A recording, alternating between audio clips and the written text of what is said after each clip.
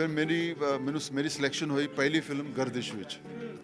ਤੋ ਗਰਦਿਸ਼ ਦੇ ਵਿੱਚ ਉਹਨਾਂ ਦੀ ਰਿਕੁਆਇਰਮੈਂਟ ਹੀ ਐਸੀ ਸੀ ਕਿ ਲੰਮਾ ਚੌੜਾ ਆਦਮੀ ਚਾਹੀਦਾ ਸੀ, ਕਰਾਟੇ ਆਣੇ ਚਾਹੀਦੇ ਨੇ, ਵੈਲ ਬਿਲਡ ਹੋਣਾ ਚਾਹੀਦਾ। ਤੋ ਜਦ ਇੱਦਾਂ ਦੀ ਨਿਊਜ਼ ਮੇਰੇ ਕਿਸੇ ਦੋਸਤ ਨੂੰ ਪਤਾ ਚਲੀ, ਉਹਨਾਂ ਨੇ ਮੇਰਾ ਨੰਬਰ ਉਹਨਾਂ ਨੂੰ ਦਿੱਤਾ। ਫਿਰ ਮੈਂ ਉਹਨਾਂ ਦੇ ਜਿਸ ਦਿਨ ਮਿਲਿਆ ਉਹਨਾਂ ਨੇ ਡੀਲ ਡੌਲ ਦੇਖ ਕੇ ਕਿਹਾ ਕਿ ਲੱਗਦਾ ਤੇਰਾ ਕੰਮ ਹੋ ਜਾਏਗਾ। ਔਰ ਕੀ ਹੈ ਕਿ ਮੈਂ ਅਲਰਟ ਹਮੇਸ਼ਾ ਇਸ ਲਈ ਰਹਿੰਦਾ ਸੀ ਕਿ ਮੇਰੀ ਸ਼ੁਰੂਆਤ ਹੀ ਸੀਨੀਅਰ ਲੋਕਾਂ ਨਾਲ ਹੋਈ ਹੈ, ਚਾਹੇ ਉਹ ਆਪਣੇ ਜੈਕੀ ਸ਼ਰਾਫ ਸਾਹਿਬ ਹੋਣ, ਰਾਜ ਬੱਬਰ ਸਾਹਿਬ, ਡਿੰਪਲ ਜੀ, ਅਮਰੀਸ਼ ਪੁਰੀ ਸਾਹਿਬ, ਧਰਮ ਜੀ, ਇਹਨਾਂ ਨਾਲ ਫਿਲਮ ਕਰਦੇ ਕਰਦੇ ਮਤਲਬ ਹਮੇਸ਼ਾ ਅਲਰਟ ਰਹਿੰਦੇ ਸੀ ਅਸੀਂ ਕਿ ਮੇਰੇ ਕੋਲ ਕੋਈ ਗਲਤੀ ਨਹੀਂ ਹੋਣੀ ਚਾਹੀਦੀ। ਅਸੀਂ ਇਹ ਸੋਚਦੇ ਹਾਂ ਕਿ ਬਾਹਰ ਦੇ ਲੋਕ ਬਹੁਤ ਗੋਰੇ ਨੇ, ਬਹੁਤ ਇਹ ਹੈ, ਲੇਕਿਨ ਮੇਰੀ ਸਕਿਨ ਨੂੰ ਦੇਖ ਕੇ ਪਾਗਲ ਹੋ ਗਏ ਹੋ, ਕਿਉਂਕਿ ਉੱਥੇ ਦੀ ਠੰਡ ਨਾਲ ਮੈਨੂੰ ਕੋਈ ਅਸਰ ਨਹੀਂ ਸੀ ਹੁੰਦਾ ਮੇਰੀ ਸਕਿਨ ਨੂੰ, ਨਾ ਹੀ ਧੁੱਪ 'ਚ ਮੈਂ ਕਾਲਾ ਹੁੰਦਾ ਸੀ ਹੈ। ਔਰ ਜਦ ਮੈਨੂੰ ਰਾਤੀ ਫੋਨ ਕਰਨ ਸਵੇਰ ਸ਼ੋਅ ਹੈ ਤਾਂ ਮੈਂ ਤਿਆਰ, ਲੇਕਿਨ ਉਹਨਾਂ ਨੂੰ 48 ਆਵਰਸ ਪਹਿਲੇ ਦੇਣਾ ਪੈਂਦਾ ਸੀ, ਕਿਉਂਕਿ ਉਹ ਜਾ ਕੇ ਟੈਨਿੰਗ ਕਰਦੇ ਸਨ ਤਾਂ ਕਿ ਸਟੇਜ 'ਤੇ ਅੱਛੇ ਲੱਗਣ। तो उन्होंने मैंने दसिया कि तुम्हारी स्किन जो है कितनी अमेजिंग स्किन है, तो सानू पता लग गया असीं हमेशा गोरा गोरे इन्हां नूं कहंदे रहे। साडे सिर्फ सानू ये समझना कि कंटेंट उन्होंने पसंद आ रहा है, वो किस तरह का रखते हैं, अपनापन नहीं छोड़ते, अपने लोगों को नहीं छोड़ते। हो यही बॉलीवुड नूं समझना पेगा कि सानू अपने लोगों को, अपनी सभ्यता, अपने कल्चर नूं पिछे नहीं करना है। उन्होंने इन्ना एडवांस करने की भी लोड़ नहीं है कि कहानी ही खत्म हो जाए। शिमले तो इस तरह जाते थे जिस तरह साढ़े अंदर पता नहीं कितनी गर्मी है, पतली जी टी शर्ट पाई, दिसंबर दे मोटरसाइकिल चला रहे तो पहुँच गए शिमले। वो सारे काम जेड़े करने सी सारे किते ने, ढली वाले जाके वो उत्थे कुछ अचार मिलता सी, वो सब कसौली जाना, सब कुछ भी आई हैव इंजॉयड क्योंकि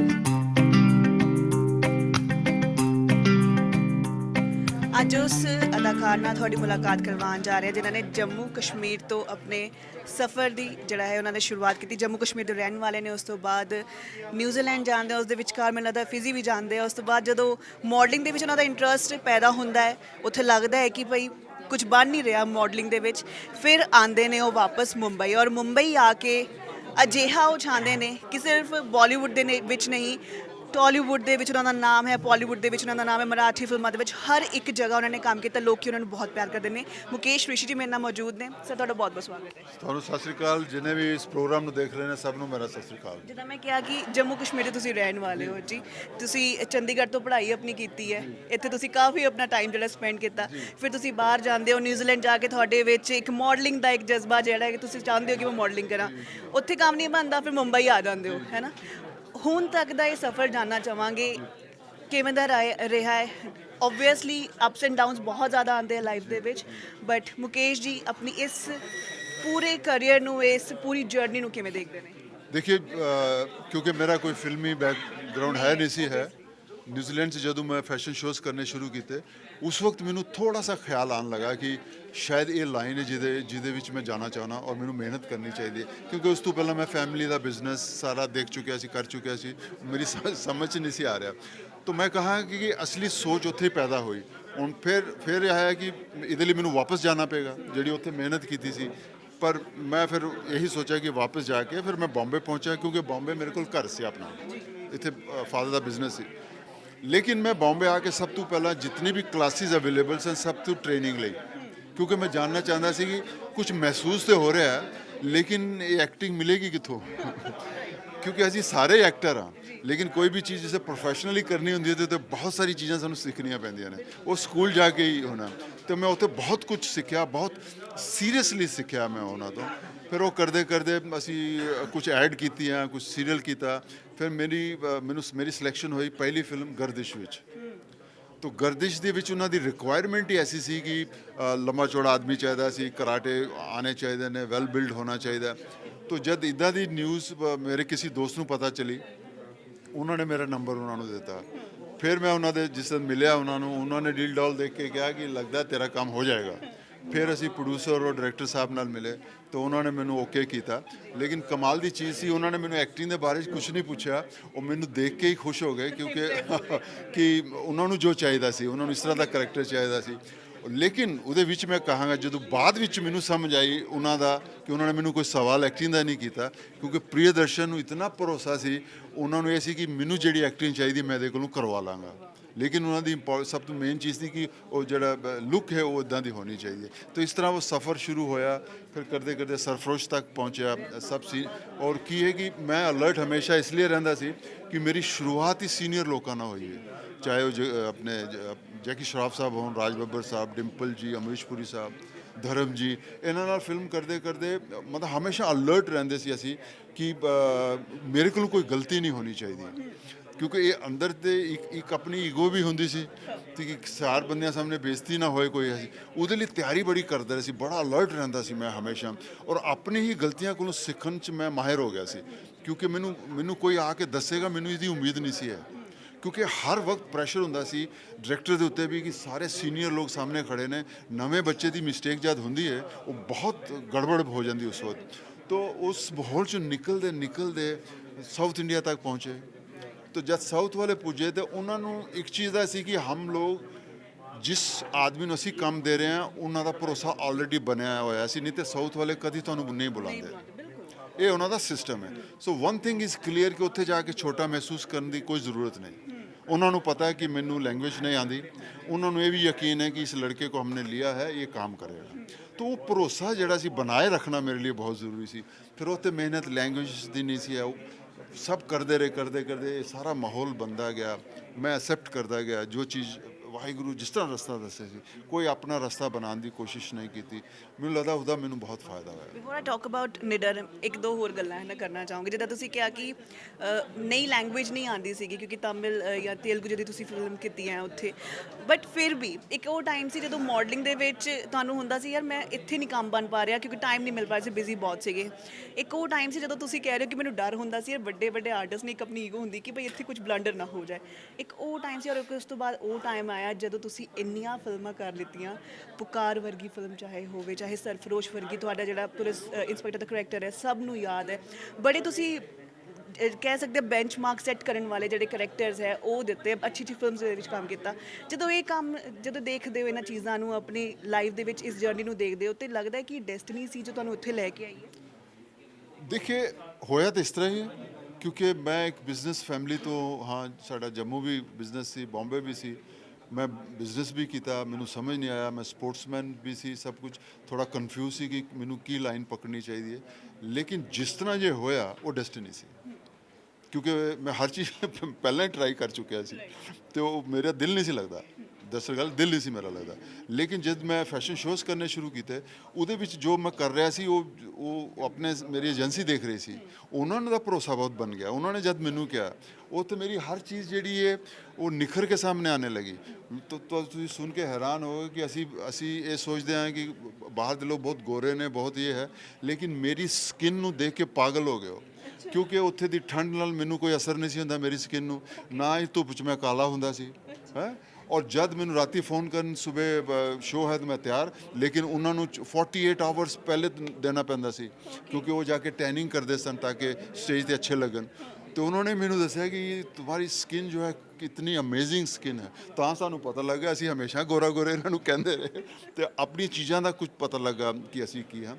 लेकिन मेहनत और मंच उन्होंने ठान लिया सी हुण ये रस्ता जिहड़ा मैं अपनाना, लेकिन मैनू सब तरह की जो मेहनत अवेलेबल है सब करनी पेगी। ਔਰ ਡੈਸਟਨੀ ਤੁਹਾਨੂੰ ਤੁਹਾਡੀ ਜਗ੍ਹਾ ਤੇ ਲੈ ਆਈ ਜੋ ਤੁਸੀਂ ਚਾਹੁੰਦੇ ਸੀਗੇ, ਹੈ ਨਾ। ਹੁਣ ਨਿਡਰ ਦੀ ਗੱਲ ਕਰਦੇ ਆ, ਵੈਸੇ ਮੈਂ ਔਨ ਲੋਕੇਸ਼ਨ ਸ਼ੂਟ ਤੇ ਆਈ ਸੀ ਤੁਹਾਡੇ ਜਦੋਂ ਨਿਡਰ ਦਾ ਸ਼ੂਟ ਹੋ ਰਿਹਾ ਸੀਗਾ ਅੱਜ 3 ਸਾਲ ਪਹਿਲੇ। ਉਦੋਂ ਅਸੀਂ ਗੱਲ ਕੀਤੀ ਸੀ, ਤੁਸੀਂ ਦੱਸਿਆ ਸੀ ਕਿ ਇਹ ਫਿਲਮ ਜਿਹੜੀ ਰਿਸ਼ਤਿਆਂ ਤੇ ਹੈਗੀ ਆ, ਬਟ ਜਦੋਂ ਅਸੀਂ ਅੱਜ ਟ੍ਰੇਲਰ ਦੇਖਦੇ ਹਾਂ, ਹੈ ਨਾ, ਇਹ ਸਿਰਫ ਫਿਲਮ ਰਿਸ਼ਤਿਆਂ ਤੇ ਨਹੀਂ ਹੈ, ਇੱਕ ਬਾਪ ਔਰ ਬੇਟੇ ਦਾ ਰਿਸ਼ਤਾ ਤਾਂ ਹੈ ਹੀ ਹੈ, ਬਟ ਇੱਕ ਆਪਣੇ ਦੇਸ਼ ਦੇ ਲਈ ਇੱਕ ਅੰਡਰਕਵਰ ਏਜੰਟ ਕਿੱਦਾਂ ਕੰਮ ਕਰ ਰਿਹਾ, ਉਸਦਾ ਫਾਦਰ ਉਹਨੂੰ ਕਿਸ ਤਰ੍ਹਾਂ, ਹੈ ਨਾ, ਇੱਕ ਹਿੰਮਤ ਕਰਕੇ ਭੇਜ ਰਿਹਾ, ਉਹ ਚੀਜ਼ਾਂ ਇਹਦੇ ਵਿੱਚ ਹੈਗੀਆਂ। ਤੁਸੀਂ ਪ੍ਰੋਡਿਊਸ ਵੀ ਇਹ ਫਿਲਮ ਕੀਤੀ ਹੈ, ਬਤੌਰ ਪ੍ਰੋਡਿਊਸਰ ਮਾਰਕੀਟ ਕਿਵੇਂ ਦੇਖਦੇ ਹੋ ਇਸ ਵੇਲੇ ਪੰਜਾਬੀ ਇੰਡਸਟਰੀ? देखिए हमेशा मार्केट ने कभी थानू धोखा नहीं दिता है, मार्केट उत्थे ही है। वो 20 साल 40 साल पहले सिनेमा शुरू होया सी, वो बैटर हो गया, अज भी बैटर है। सवाल है कि असी की बना के पेश करते हैं, साढ़े अंगे चैलेंजेस ने। पहला cinema was the only entertainment, असी उसनू देखते सी, वेट करते सी, पहले दिन पहला शो देखते सी। हुण बच्चों को बहुत सारी सुविधाएं हैगियां, टीवी देख लो, अपना मोबाइल अवेलेबल उस भी, लेकिन ये नहीं होगा असी इंडस्ट्री नहीं बंद होने देनी। ਇੰਡਸਟਰੀ ਨੂੰ ਹਮੇਸ਼ਾ ਅਸਾਂ ਕੋਸ਼ਿਸ਼ ਕਰਨੀ ਕਿ ਚਲਦੀ ਰਹੇ ਔਰ ਮਜ਼ਬੂਤ ਹੋਵੇ। ਉਹ ਤਾਂ ਹੀ ਹੋ ਸਕਦਾ ਜੇ ਅਸੀਂ ਡਿਫਰੈਂਟ ਚੀਜ਼ਾਂ ਸਾਹਮਣੇ ਪੇਸ਼ ਕਰੀਏ, ਟੈਕਨੀਕਲੀ ਹੋਣ, ਸਟੋਰੀ ਹੋਏ ਉਹਦੇ ਵਿੱਚ। ਇਸ ਮਾਹੌਲ ਦੀ ਇੱਜ਼ਤ ਕਰਨੀ ਪਏਗੀ ਸਾਨੂੰ। ਹੁਣ ਦੁਨੀਆ ਚੇਂਜ ਹੋਈ, ਇਸ ਚੇਂਜ ਦਾ ਮੈਂ ਖੁਦ ਹਿੱਸਾ ਹਾਂ। ਮੈਂ ਪਹਿਲੇ ਸਾਊਥ 'ਚ ਕਿਸ ਤਰ੍ਹਾਂ ਫਿਲਮਾਂ ਬਣਦੀਆਂ ਸੀ, ਅੱਜ ਕਿਸ ਤਰ੍ਹਾਂ ਬਣਦੀਆਂ ਨੇ, ਮੈਂ ਖੁਦ ਉਹਦਾ ਹਿੱਸਾ ਹਾਂ। ਇਸ ਤਰ੍ਹਾਂ ਹੀ ਬਾਲੀਵੁੱਡ ਦੇ ਵਿੱਚ ਹੋ ਰਿਹਾ ਕਿ ਅੱਜ ਸਾਨੂੰ ਸਮਝਣਾ ਪਏਗਾ ਕਿ ਸਾਡੀ ਕਲਾਇੰਟ ਕੌਣ ਹੈ, ਯੰਗਸਟਰ ਮੈਕਸਿਮਮ, ਇਹਨਾਂ ਨੂੰ ਕੀ ਪਸੰਦ ਆਉਂਦਾ ਹੈ, ਇਹਨਾਂ ਦੀ ਉਸ ਪਸੰਦ ਨੂੰ ਲੈ ਕੇ ਹੀ ਸਿਨੇਮਾ ਇਹਨਾਂ ਦੇ ਸਾਹਮਣੇ ਪੇਸ਼ ਕਰਨਾ ਪਏਗਾ। ਇਹ ਚੈਲੰਜ ਮੈਨੂੰ ਲੱਗਦਾ ਕਿ ਸਾਨੂੰ ਸਮਝਣ 'ਚ ਟਾਈਮ ਲੱਗ ਰਿਹਾ ਹੈ, ਜਾਂ ਬਾਲੀਵੁੱਡ ਇਸ ਲਾਈਕ ਨਹੀਂ ਹੈ, ਐਸਾ ਕੁਝ ਨਹੀਂ ਹੈ, ਬਾਲੀਵੁੱਡ ਇਸ ਲਾਈਕ ਹੈ। ਪੰਜਾਬੀ ਇੰਡਸਟਰੀ ਵਿੱਚ ਬਹੁਤ ਸਾਰੇ ਆਰਟਿਸਟ ਜਿਹੜੇ ਹੈਗੇ ਆ, ਜੋ ਪੰਜਾਬੀ ਫਿਲਮ ਮੇਕਰਸ ਹੈ, ਉਹ ਗੱਲ ਕਰਦੇ ਨੇ ਸਾਊਥ ਇੰਡੀਅਨ ਸਿਨੇਮਾ ਦੀ, ਕਿ ਸਾਊਥ ਦਾ ਸਿਨੇਮਾ ਕਿਵੇਂ ਦਾ ਬਣ ਰਿਹਾ, ਅਸੀਂ ਕਦੋਂ ਉੱਥੇ ਤੱਕ ਪਹੁੰਚਾਂਗੇ। ਤੁਸੀਂ ਕਿਉਂਕਿ ਉੱਥੇ ਵੀ ਕੰਮ ਕੀਤਾ ਹੈ, ਇੱਥੇ ਵੀ ਕੰਮ ਜਿਹੜਾ ਕੀਤਾ ਹੋਇਆ, ਹੁਣ ਬਤੌਰ ਪ੍ਰੋਡਿਊਸਰ ਤੁਸੀਂ ਇੱਥੇ ਉਤਰੇ ਹੋ ਇੰਡਸਟਰੀ ਦੇ ਵਿੱਚ, ਤੁਹਾਨੂੰ ਕੀ ਲੱਗਦਾ ਹੈ ਕਿ ਕੰਪੀਟੀਸ਼ਨ ਜਿਹੜਾ ਚਾਹੁੰਦੇ ਨੇ, ਜਾਂ ਫਿਰ ਚਾਹੁੰਦੇ ਨੇ ਕਿ ਇੱਕ ਸਟੈਪ ਉੱਥੇ ਤੱਕ ਪਹੁੰਚੀਏ ਅਸੀਂ, ਜਿੱਦਾਂ ਹੁਣ ਸਾਊਥ ਦਾ ਸਿਨੇਮਾ ਗਰੋ ਕੀਤਾ ਹੈ, ਉਹ ਹੋ ਪਾਏਗਾ?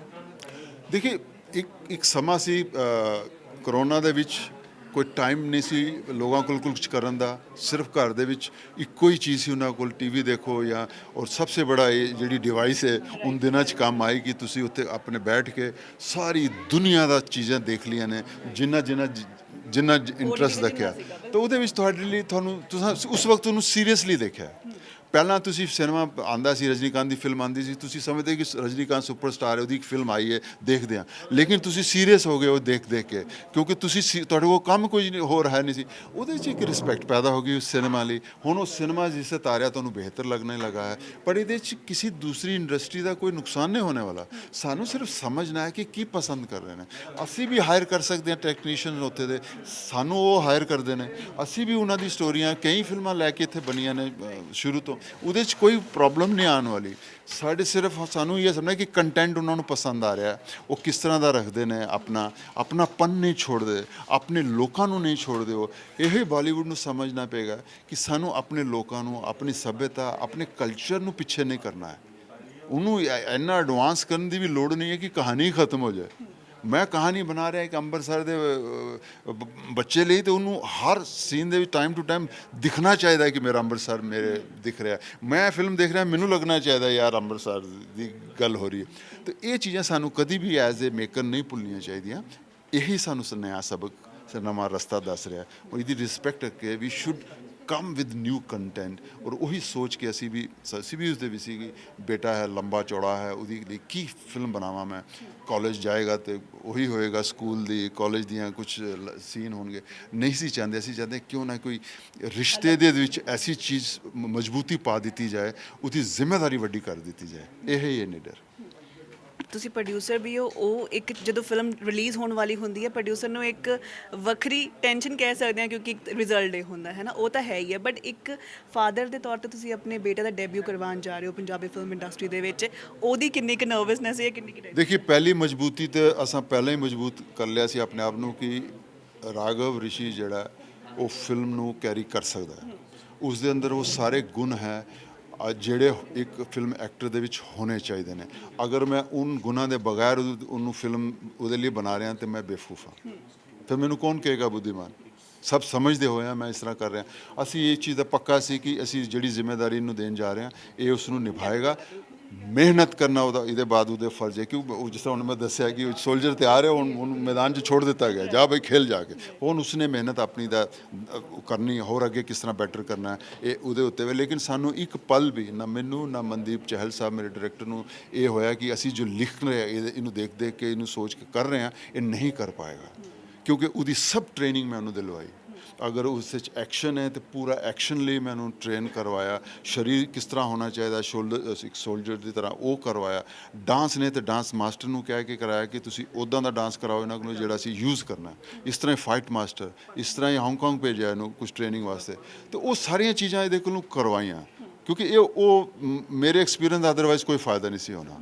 तो इसलिए सानू इस वक्त कोई भी डाउट नहीं है कि उसने काम अच्छा नहीं किया। सानू इस चीज़ की खुशी है कि मेहनत की है, उसने साड़ी मेहनत नू बराबर जवाब दिता है। ਹੁਣ ਉਹ ਚੀਜ਼ ਜਿਹੜੀ ਲੋਕਾਂ ਦੇ ਸਾਹਮਣੇ ਜੀ ਆਖਿਰ ਦੇ ਵਿੱਚ ਮੇਰਾ ਇਹ ਸਵਾਲ ਹੈ ਕਿ ਤੁਸੀਂ ਚੰਡੀਗੜ੍ਹ 'ਚ ਪੜ੍ਹੇ ਹੋਏ ਹੋ, ਹੈ ਨਾ, ਗੇੜੀ ਰੂਟ ਤੇ ਕਿਹੜੀ ਰੂਟ ਨਾਲ ਤੁਹਾਡੀ ਫਿਲਮ ਆ ਰਹੀ ਹੈ ਔਰ ਤੁਸੀਂ ਇਹ ਬਹੁਤ ਗੇੜੀ ਰੂਟ ਤੇ ਹੈ ਨਾ ਗੇੜੀਆਂ ਮਾਰੀਆਂ ਹੋਈਆਂ ਬਟ ਇੱਕ ਇਹ ਚੀਜ਼ ਹੈ ਅੱਜ ਕੱਲ੍ਹ ਅਸੀਂ ਦੇਖਦੇ ਹਾਂ ਬੱਚੇ ਜਦੋਂ ਛੁੱਟੀ ਹੁੰਦੀ ਹੈ ਵੀਕਐਂਡ ਤੇ ਨਿਕਲ ਜਾਂਦੇ ਸ਼ਿਮਲਾ ਵਗੈਰਾ ਜਾਂ ਪਹਾੜਾਂ ਦੇ ਵਿੱਚ ਜਦੋਂ ਤੁਸੀਂ ਪੜ੍ਹਦੇ ਸੀ ਤੁਸੀਂ ਵੀ ਨਿਕਲਦੇ ਸੀ ਇੱਧਰ? ਉਹ ਅੱਜ ਕੱਲ ਦੇ ਬੱਚੇ ਮਾਲ 'ਚ ਜਾਂਦੇ ਨੇ, ਅਸੀਂ ਗੇੜੀ ਰੂਟ ਤੇ ਜਾਂਦੇ ਸੀ। ਉਹ ਵਾਕਈ ਹੀ ਨਾਂ ਇੱਥੋਂ ਹੀ ਪੈਦਾ ਕੀਤਾ ਸੀ। ਮੈਂ ਦੋਸਤਾਂ ਨਾਲ ਗੱਲ ਕੀਤੀ ਚੰਡੀਗੜ੍ਹ ਦੇ, ਤੇ ਅਸੀਂ ਗੇੜੀ ਰੂਟ ਤੇ ਆਪਣਾ 3 ਸੈਕਟਰ ਜਾਂਦੇ, ਇੱਕ ਰਸਤਾ ਆਉਂਦਾ ਉਹ ਐਕਚੁਅਲੀ ਯੂ ਕੱਟ ਹੈ, ਤੇ ਉੱਥੇ ਅਸੀਂ ਖੜੇ ਹੁੰਦੇ ਸੀ ਸਾਰੇ ਜਣੇ ਆ ਕੇ, ਕਿਉਂਕਿ ਫੋਨ ਤੇ ਹੁੰਦੇ ਨਹੀਂ, ਇੱਕ ਜਗ੍ਹਾ ਦੱਸ ਦਿੰਦੇ ਸੀ ਉੱਥੇ ਖੜੇ ਹਾਂ ਅਸੀਂ। ਤੇ ਉਸ ਮੈਂ ਜਦੋਂ ਪੁੱਛਿਆ ਸਾਰਿਆਂ ਨੂੰ ਤਾਂ ਸਾਰਿਆਂ ਨੇ ਕਿਹਾ ਕਿ ਗੇੜੀ ਰੂਟ। ਅੱਛਾ, ਫਿਰ ਰਜਿਸਟਰ ਕਰਵਾਉਣਾ ਪੈਂਦਾ। ਗੇਰੀ ਰੂਟ ਦੇ ਨਾਂ ਦੀਆਂ ਬਹੁਤ ਚੀਜ਼ਾਂ ਨੇ, ਲੇਕਿਨ ਗੇਰੀ ਰੂਟ ਫਿਲਮਸ ਦੇ ਨਾਂ ਤੇ ਕੋਈ ਨਹੀਂ ਸੀ ਹੈ, ਤੇ ਉਹ ਮੈਨੂੰ ਨਾਮ ਮਿਲ ਗਿਆ, ਤੇ ਵੀ ਵੈਰੀ ਹੈਪੀ। ਬਟ ਜਦੋਂ ਤੁਸੀਂ ਪੜ੍ਹਦੇ ਸੀ ਕੀ ਸ਼ਿਮਲੇ ਵਗੈਰਾ ਤੁਹਾਡਾ ਵੀ ਗੇੜਾ ਲੱਗਦਾ ਸੀ ਆਪਣੇ ਦੋਸਤਾਂ ਨਾਲ ਨਿਕਲ ਜਾਂਦੇ ਸੀ? ਔਰ ਸ਼ਿਮਲੇ ਤੇ ਇਸ ਤਰ੍ਹਾਂ ਜਾਂਦੇ ਸੀ ਜਿਸ ਤਰ੍ਹਾਂ ਸਾਡੇ ਅੰਦਰ ਪਤਾ ਨਹੀਂ ਕਿੰਨੀ ਗਰਮੀ ਹੈ, ਇੱਕ ਪਤਲੀ ਜਿਹੀ ਟੀ-ਸ਼ਰਟ ਪਾਈ, ਦਸੰਬਰ ਦੇ ਮੋਟਰਸਾਈਕਲ ਚਲਾ ਰਹੇ ਤੇ ਪਹੁੰਚ ਗਏ ਸ਼ਿਮਲੇ।